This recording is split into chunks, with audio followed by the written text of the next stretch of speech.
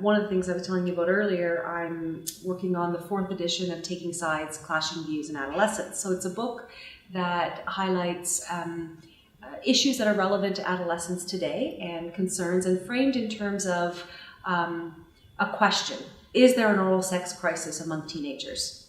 And then the issue goes about looking at research that supports the yes answer to that question. Yes, there is a crisis, and then empirical research that exists that supports the no side of that. No, don't worry for the crisis. It's happening, but nothing to be concerned about.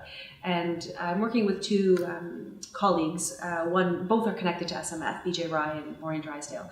And they began this Taking Sides series and invited me to join them on the 3rd edition a couple of years ago.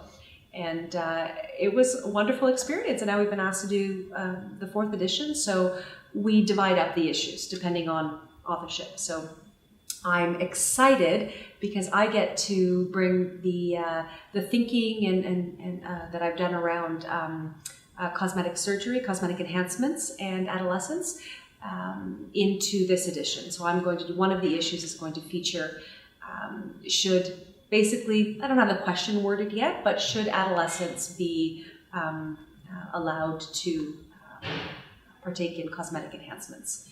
And the literature that I've looked at so far, argues both yes and no. So there's the issue of it's a developing body. Do you mess with the developing body?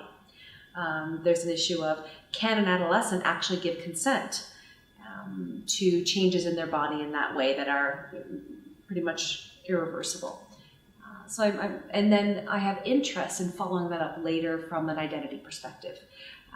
And looking at cosmetic enhancements and identity. So identity development is my primary area of interest in terms of my research, and it really does inform all the work that I do in one way or another, because it's a lens that I wear in terms of how I understand things. So the Taking Sides book is a big focus right now, and as I said, it's a collaborative effort among 3 of us here at St. Jerome's. And I've been doing a lot of work on the functions of identity. So much of the work in identity development has been around theorizing. What does it mean to have an identity, to achieve an identity? And how does one get an identity? How was an identity constructed? And the work that I started doing with my master's research was around the outcomes of identity. So once you have an identity established, what does an identity give you? What does it do? So we call them the functions of identity. So I've been working on that for quite a few years now. And currently I'm working on finishing up a manuscript where I looked at the relationship between identity functions and self-reflection. Because intuitively, and from teaching, particularly in SMF for quite some time, we do a lot of self-reflection work in SMF, asking students to think critically about their beliefs and values, how they've come to have these beliefs and values. And really, given my work in identity, I know that this is identity-related work that they're doing. So asking them to engage in self-reflection. So I began wondering, are students who are higher self-reflectors or greater self-reflectors more likely to have a well-constructed, established sense of self-identity?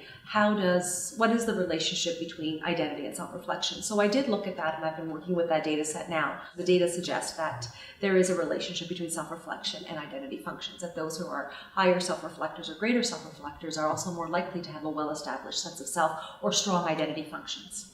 So that's part of what I'm looking at this summer.